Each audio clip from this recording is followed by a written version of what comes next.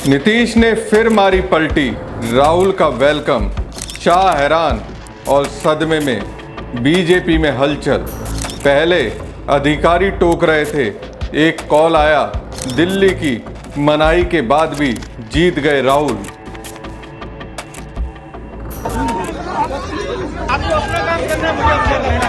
मैं बता रहा हूं, जैसे मैं यहां आया हूं ना, रोक नहीं पाए, वैसे ही नहीं रोक पाएंगे। नमस्कार दोस्तों, मैं हूं परवीन साहनी। दोस्तों, बिहार में इस वक्त मौसम का टेम्परेचर हाई है और उससे ज़्यादा इसे और हाई कर रही है यहाँ की राजनीति। अब देखिए, एक तरफ बीजेपी आलाकमान ने दिल्ली से सीधे फोन लगाकर मुख्यमंत्री नीतीश कुमार को कांग्रेस नेता राहुल गांधी के खिलाफ फैसला लेने के लिए कहा। उस दौरान तो उन्होंने हामी भर दी, प्रयास भी किया, लेकिन जब राहुल बिहार आए तो ऐसी पलटी मारी जिसे देखकर मानिए गृह मंत्री अमित शाह और बीजेपी के कार्यकारी अध्यक्ष जेपी नड्डा तो सोच में पड़ गए होंगे, हैरान होंगे और तो और टेंशन में भी होंगे, क्योंकि नीतीश की इस पलटीबाजी से महागठबंधन को 100% फायदा होगा। अब बीजेपी के रणनीतिकारों को जितनी कांग्रेस नेता राहुल गांधी को लेकर बेचैनी नहीं हो रही होगी, उससे ज्यादा तो बिहार के मुख्यमंत्री नीतीश कुमार की ओर से लिए गए फैसले को देखकर होश उड़ गए होंगे, विश्लेषण कर तो चौंक गए होंगे। दोस्तों, 14 मई को ये खबर पता लगी कि कांग्रेस नेता राहुल गांधी बिहार दौरे पर आएंगे। यहाँ वो दलित छात्रों से संवाद करेंगे। डेस्टिनेशन चुना गया दरभंगा का अंबेडकर छात्रावास, लेकिन इसी दौरान दरभंगा के डीएम ने नियमों का हवाला देकर ये कहा कि अंबेडकर छात्रावास में राहुल गांधी को छात्रों से संवाद करने की इजाज़त नहीं मिलेगी। इसके बदले वो टाउन हॉल में संवाद कर सकते हैं। अब जाहिर सी बात है, ये फैसला डीएम ने अपने स्तर पर तो नहीं लिया होगा। आखिरकार राहुल गांधी नेता प्रतिपक्ष हैं, संवैधानिक पद पर बैठे हैं। फोन तो मुख्यमंत्री नीतीश कुमार की ओर से आया होगा और नीतीश को दिल्ली से यही फोन आया होगा। कैसे भी करके राहुल गांधी को अंबेडकर छात्रावास में छात्रों से संवाद करने से रोका जाए, क्योंकि बीजेपी को मालूम है कि राहुल के इस स्टैंड से बिहार की राजनीति में वोट बैंक के हिसाब से बीजेपी की अगुवाई वाले एनडीए को झटका लग सकता है। लेकिन दोस्तों, 15 मई को जब राहुल ने दरभंगा में एंट्री मारी तो एक कॉल डीएम के पास फिर से सीएम नीतीश कुमार का आया और इस कॉल करने की पूरी स्क्रिप्ट नीतीश ने 15 मई की सुबह को तैयार कर ली, जो अमित शाह के खिलाफ वाली स्क्रिप्ट है। अब उस पर आए, इस वीडियो को देखिए। जब डीएम राहुल गांधी को रोक रहे थे तो उन्होंने उन्हें क्या कहा।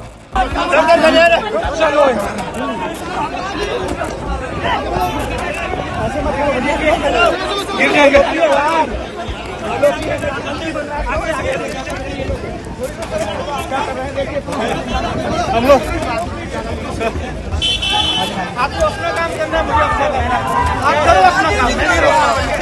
आप करो, आप काम करो। रोको, स्टॉप। आप मजाक कर रहे हो हमसे। पहले आपने गेट रोका। No, first you try to block us inside, then now you are taking us somewhere else. This is nonsense. ये लोकतंत्र देश है। ये मतलब ये कोई डिक्टेटरशिप नहीं है। तो आप अगर आपने 144 लगाया तो ये सब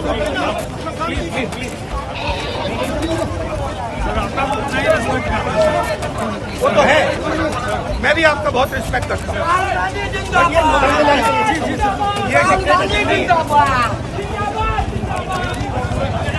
मैंने कमिटमेंट दिया ना, तो मैं आ रहा हूँ।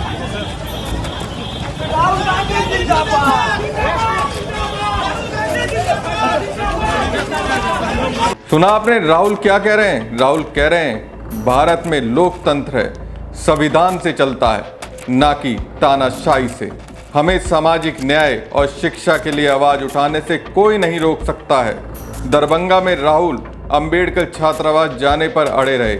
यहाँ तक राहुल ने छात्रावास जाने के दौरान मुख्यमंत्री नीतीश कुमार से सीधा सवाल पूछ लिया। मैं SC ST अति पिछड़ा हॉस्टल्स में जाने की कोशिश कर रहा था, आपसे बात करने की कोशिश कर रहा था, और यहाँ पे सरकार ने रोक रखा है। ये देखिए सामने क्या तमाशा हो रहा है। गेट खोलिए पहले, राहुल जी को बाहर निकलने दीजिए। वहाँ नहीं जाने, हिंदुस्तान में लोकतंत्र नहीं है। सरकार मुझे अंदर नहीं जाने दे रही है। मैं सिर्फ 3 सवाल पूछ रहा हूँ। हम चाहते हैं कि शिक्षा में सरकार पैसा डाले, 50% की जो दीवार है रिजर्वेशन वाली उसे तोड़ा जाए, जो प्राइवेट एजुकेशन इंस्टीट्यूशंस में रिजर्वेशन हो, ये चीज़ें हम चाहते हैं। मगर आपसे बात करने नहीं दे रहे हैं, तमाशा बना रखा है। शांति से हम जा रहे थे।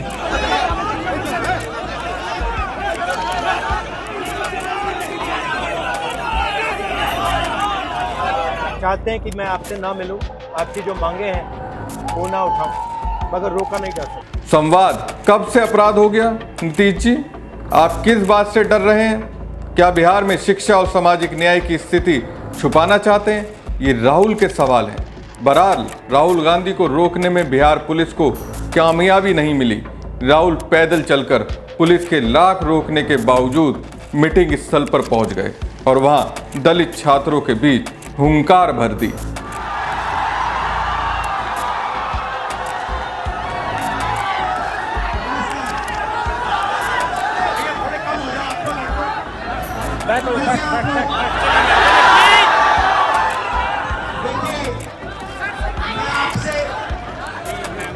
दिल्ली से आपसे मिलने आया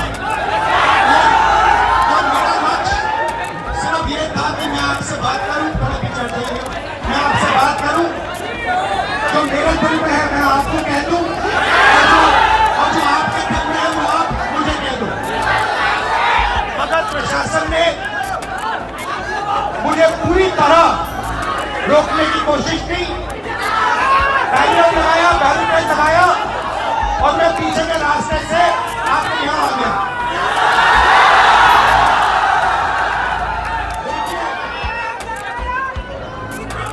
दलित, पिछड़ा वर्ग, अति पिछड़ा वर्ग, आदिवासी वर्ग, आपके खिलाफ इस देश में 24 घंटा अत्याचार होता है। आपको दबाया जाता है, आपको शिक्षा के सिस्टम में रोका जाता है, आपके खिलाफ पेपर लीक किया जाता है और आपके करियर को रोकने के लिए, खत्म करने के लिए किया जाता है। हमने 3 मांगे की है। सबसे पहले जाति जनगणना, सही तरीके का जाति जनगणना जो हमने तेलंगाना में किया। दूसरी बात, कानून हिंदुस्तान का कानून है कि प्राइवेट कॉलेजेस और यूनिवर्सिटीज में आरक्षण होना चाहिए। और ना नरेंद्र मोदी, ना बिहार की सरकार उस कानून को लागू कर रही है। इसीलिए हम उन पर दबाव डालेंगे और जब तक, मैं बता रहा हूं, जैसे मैं यहाँ आया हूं ना, रोक नहीं पाए, वैसे ही नहीं रोक पाएंगे जब तक इन्होंने प्राइवेट इंस्टीट्यूशन में रिजर्वेशन नहीं किया, तब तक हम आगे बढ़ते आप 90% हो, समझो, आपको भटकाकर, डराकर, दबाकर, आपके ध्यान से कोई इधर उधर करके आपको रोका जाता है। इस देश में आपके लिए कोई जगह नहीं है। 90% के लिए इस देश में कोई रास्ता नहीं है।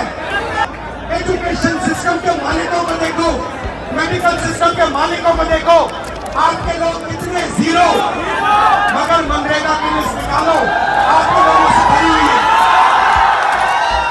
मजदूरों की लिस्ट निकालो, आपके लोगों से भरी हुई है। सारे के सारे कॉन्ट्रैक्ट, सारा का सारा धन 5-10% के हाथ में जाता है। और 3 मांगे हैं।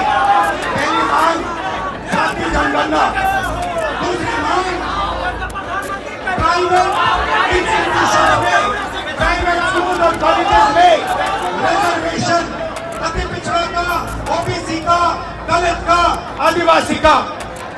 तीसरी बात SC ST सब प्लान जो आपका पैसा है, जो आपको नहीं दिया जाता है, आपको वो दिया जाना चाहिए। ये 3 चीजें कहने में आपसे आया था।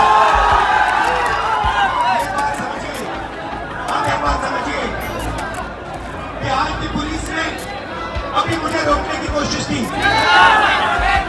रोक नहीं पाई। पता है क्यों नहीं रोक पाई? नहीं, इसलिए नहीं रोक पाई क्योंकि आपकी शक्ति मेरे पीछे है। आपकी शक्ति मेरे पीछे है, इसलिए कोई दुनिया की कोई शक्ति उसको रोक नहीं सकती है। हमने कहा, हमने नरेंद्र मोदी से कहा, पार्लियामेंट में कहा, तुम्हें जाति जनगणना करना पड़ेगा। हमने उससे कहा कि तुम्हें संविधान को यहां माथे पर लगाना पड़ेगा। नरेंद्र मोदी जी ने आपके दबाव से डर कर जाति जनगणना हिंदुस्तान में घोषित किया। और जो 90% हिंदुस्तान की गरीब आबादी है, अति पिछड़ा, दलित, आदिवासी, माइनॉरिटी, ये इन सब के खिलाफ है। ये अदानी अंबानी की सरकार है, ये आपकी सरकार नहीं है। आपने इतने प्यार से मेरी बात सुनी, इसके लिए आप सबको दिल से बहुत बहुत धन्यवाद। मैं जानता हूँ SC ST अति पिछड़ा हॉस्टल में क्या होता है। मैं आपको गारंटी देता हूँ, जैसे ही हिंदुस्तान में सरकार आएगी, जैसे ही बिहार में हमारी सरकार आएगी, हम ये सारा का सारा बदल देंगे और आपके लिए जो होना चाहिए वो कर देंगे। राहुल कह रहे हैं नीतीश जी और मोदी जी, रोक सको तो रोक लो। जातीय जनगणना की आंधी सामाजिक न्याय, शिक्षा और रोजगार की क्रांति लाकर रहेगी। लेकिन यहाँ देखने वाली बात यह है कि अगर बिहार के मुख्यमंत्री नीतीश कुमार चाहते तो कांग्रेस नेता राहुल गांधी अंबेडकर छात्रावास में नीतीश के साथ बीजेपी पर हमलावर नहीं हो पाते। अब मैं ये क्यों कह रहा हूँ, बिहार के मुख्यमंत्री नीतीश कुमार ही चाहते थे राहुल गांधी अंबेडकर छात्रावास में छात्रों को संबोधित करे। उसकी वजह है सुबह सुबह नीतीश कुमार की ओर से दौड़ा दौड़ी। दरअसल मुख्यमंत्री नीतीश कुमार अचानक से 15 मई की सुबह को अपना काफिला रेडी करने को कहा।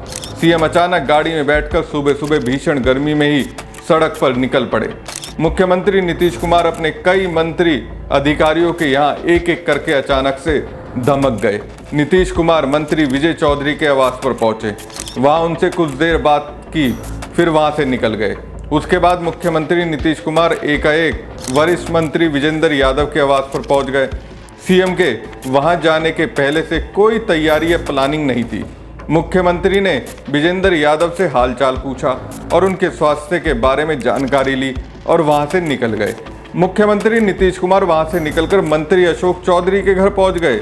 उससे कुछ मिनटों के लिए बातचीत की और वहां से वह अपने प्रधान सचिव दीपक कुमार के आवास पर पहुंच गए।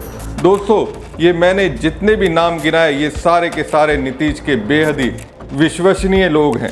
सवाल ये है कि आखिर मुख्यमंत्री नीतीश कुमार इस भीषण गर्मी में मंत्री और अधिकारियों के आवास पर अचानक क्यों पहुंचे?